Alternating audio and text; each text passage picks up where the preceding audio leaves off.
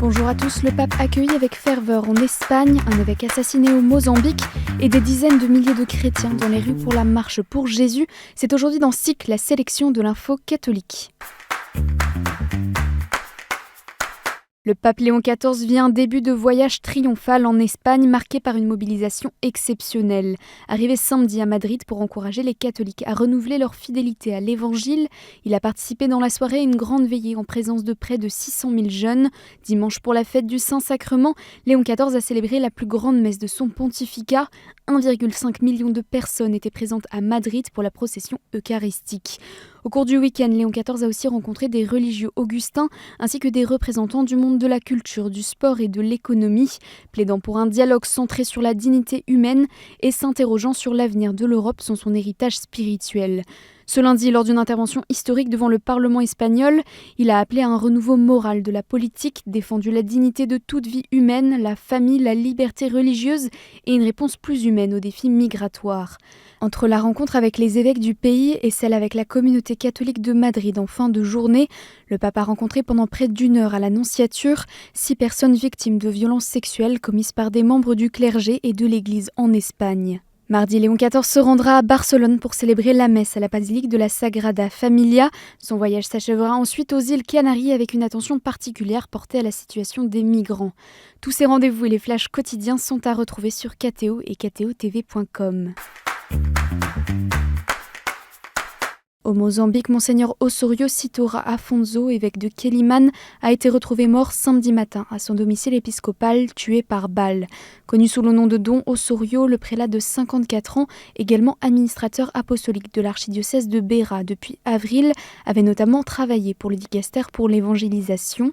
Dans un message diffusé par le bureau de presse du Saint-Siège, le pape Léon XIV a depuis Madrid fait part de sa consternation, dénoncé un grave acte de violence et prié pour que le Seigneur arrête la main des violents. Par la voix du cardinal Fridolin Ambongo, archevêque de Kinshasa et président du symposium des conférences épiscopales d'Afrique et de Madagascar, les évêques du continent ont exigé une enquête immédiate, rigoureuse et transparente, alors que l'identité de l'auteur reste inconnue dans un contexte où le Mozambique est confronté depuis des années à une forte menace djihadiste. Ce dimanche a marqué le dernier jour des festivités de la 780e Fête Dieu à Liège. Au total, plus de 25 événements et célébrations étaient au programme de cette semaine, entourant la solennité du corps et du sang du Christ. Célébrée pour la première fois dans l'histoire de l'Église à Liège, elle fut instituée en 1246 par l'évêque Robert de Tourotte, puis étendue à l'Église universelle moins de 20 ans plus tard par le pape Urbain IV.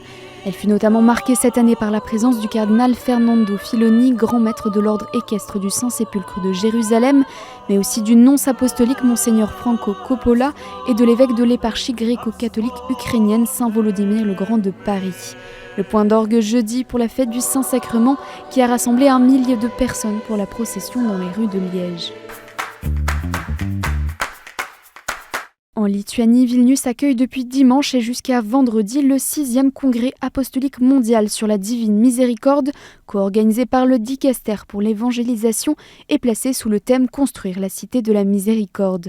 Alors que 5000 participants et 130 intervenants venus de 52 pays sont attendus, le pape leur a adressé un message vidéo appuyant combien notre monde aspire à la miséricorde. Amid the vortex of violence that poisons relationships and destroys lives, the mercy of God asks to be allowed into our hearts with its amazing power of renewal.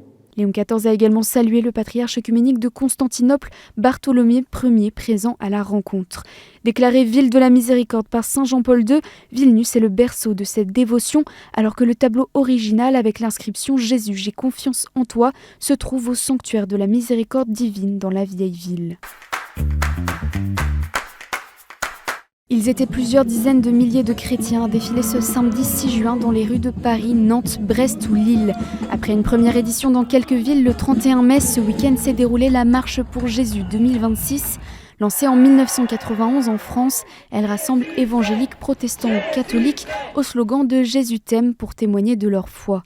Cette année marque d'ailleurs la première édition à Paris avec un char catholique aux couleurs du Vatican, inauguré par les jeunes de la Cité Céleste. De son côté, l'organisation a estimé une participation exceptionnelle des catholiques sur toute la France, qui a atteint presque 20%. Et en bref, le pape a rencontré vendredi dernier le directeur général de l'UNESCO, Khaled El-Enani. Alors que l'UNESCO s'apprête à recevoir la visite de Léon XIV au sein de son siège à Paris, lors du voyage apostolique prévu en septembre prochain, l'entretien a porté sur l'importance de l'éducation, mais aussi les défis liés à l'intelligence artificielle et le dialogue entre les cultes. Dans un communiqué publié dimanche 7 juin, l'évêque de Bayonne, Monseigneur Marc Hayet, annonce avoir été informé d'un signalement effectué par l'archevêque de Montpellier au procureur concernant un religieux en mission dans son diocèse, soupçonné de faits de violence sur mineurs alors qu'il exerçait son ministère à Béziers. Monseigneur Hayet explique avoir décidé de mesures disciplinaires à l'encontre du père Xavier Zabaleta, membre de la congrégation du Sacré-Cœur de Jésus, qui est interdit de tout ministère public et de confesser. Réunie en congrès national à Nancy, l'appel a élu sa nouvelle présidence.